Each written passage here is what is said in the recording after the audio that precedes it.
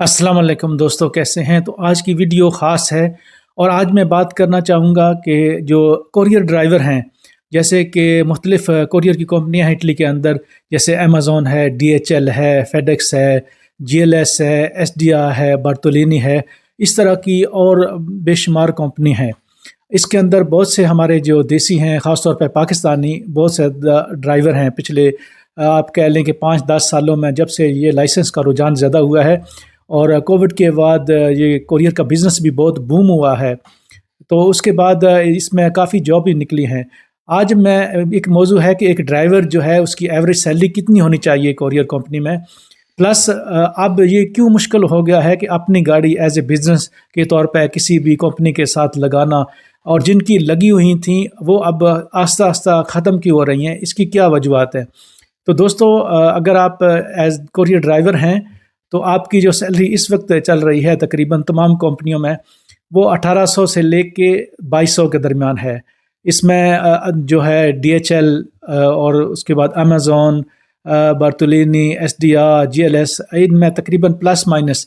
तो अगर आप यानी कि 5 दिन काम करके और 8 घंटे एवरेज कर लें, कुछ सनिया जो हैं वो कोई 90 करता है, कोई 100 करता है, कोई 120 करता है, लेकिन आप कह लें कि 8 घंटे का काम, 5 दिन काम और 2 दिन छुट्टी।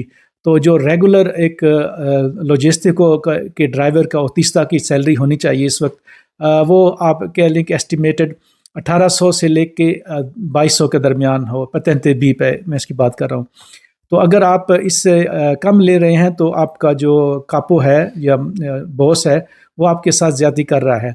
अच्छा, इसको वीडियो को ज़्यादा लंबी ना करते हुए बात करते हैं कि जो कोरियर के अंदर गाड़ी लगाना था, ये पाकिस्तानियों ने काफ़ी सालों से लगाई हुई थी और दूसरे इंडियन, श्रीलंकन और दूसरे जो गैर मुल्की हैं उन्होंने भी लोग। लेकिन मसला जो इसमें सब शामिल हैं, देसी भी हैं और उसके अलावा दूसरे गैर मुल्की और लोकल इटालियन भी। लोगों ने 2, 4, 5, 20, 30, 40, 50, तो पाकिस्तानी जो है इटली के अंदर कुछ लोगों को मैं जानता हूँ ज़ाती तौर पे, जिनकी 40 से 50 गाड़ियाँ लगी हुई हैं GLS में, बार्टोलिनी में, एसडीआर में, मुख्तलिफ़ कंपनियों में। तो DHL और अमेज़न ख़ास तौर पे ये बड़े बड़े अदारों को देती हैं, लेकिन जो GLS वगैरह है इसमें लग जाती थी गाड़ी।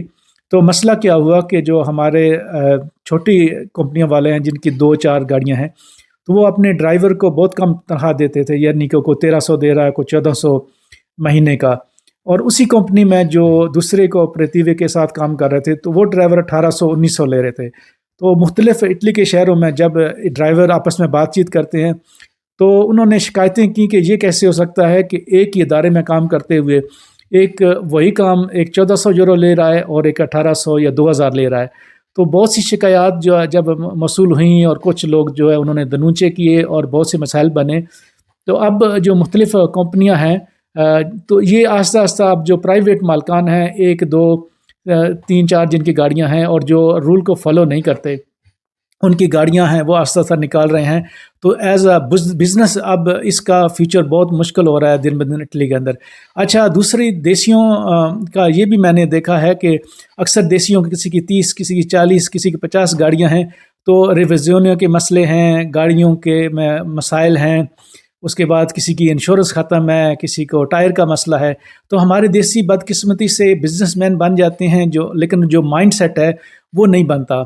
उसी जगह पे जो दूसरे लोग हैं उनकी गाड़ियां भी नहीं होती हैं, वो अपने ड्राइवर को भी अच्छी सैलरी देते हैं, लेकिन हमारे वाले ख़ास तौर पे मुझे कमेंट्स में जो लोग ड्राइवर हैं और किसी देसी के पास काम कर रहे हैं और कितनी सैलरी ले रहे हैं या अपनी सैलरी से मुतमईन है, ये ज़रूर मुझे बताइएगा। मैं ये नहीं कहता कि सारे देसी जो हैं वो अच्छा नहीं करते, अच्छे भी हैं, लेकिन कुछ लोग अच्छा, इसमें दूसरे गैर मुल्की भी शामिल है। मैं ये नहीं कहता कि सिर्फ पाकिस्तानी या इंडियन या श्रीलंकन। तो अब क्योंकि ड्राइवर को अच्छी पे ना देने की वजह से और दूसरी गाड़ियों की अच्छी मेंटेनेंस की ना रखने की वजह से ये जो बिज़नेस ऑप्शन था इटली के अंदर, ये भी आस्ता आस्ता अब ख़त्म हो रहा है। आपको पता है कि पहले ही इटली के अंदर आप टैक्सी का बिज़नेस जो है वो नहीं कर सकते, उसके बहुत से मसाइल हैं। जो लाइसेंस है वो लाखों यूरो में है, और फिर इजाज़त और दूसरे मसाइल, तो उस पर मोनोपोली भी है लोकल लोगों की। तो उसमें आपको कभी भी टैक्सी ड्राइवर जो है वो गैर मुल्की नज़र नहीं आता। اس سیکٹر میں تقریباً جو ہے وہ منوپلی ہے لوکل کی۔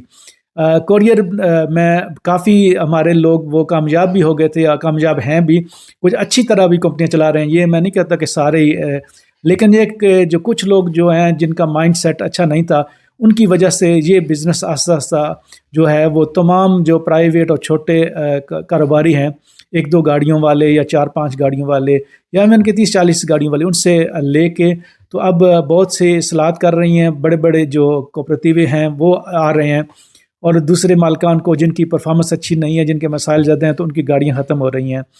تو یہ اچھا خاصا ایک اچھا بزنس تھا، اگر آدمی کی 3-4 گاڑیاں ہوں تو یہ نہیں کہ یہ بہت اچھا بزنس اپرچونٹی تھی، لیکن اب کیونکہ کافی مسائل بنے ہیں ماضی میں اور حال میں بھی، تو اب مستقبل میں اس بزنس کا بھی جو ہے وہ اب فیچر نہیں ہے۔ اب جن کی لگی ہیں ان کی لگی ہیں، نئے بندہ اگر انٹری مارنا چاہے تو اس کے لیے بہت مشکل ہے۔ کچھ شہروں میں تو بالکل اب تو چانس ہی نہیں ہے، کچھ میں ابھی بھی ہو سکتا ہے وہاں پہ چانس بن جائے۔ ویڈیو دیکھنے کے لیے شکریہ۔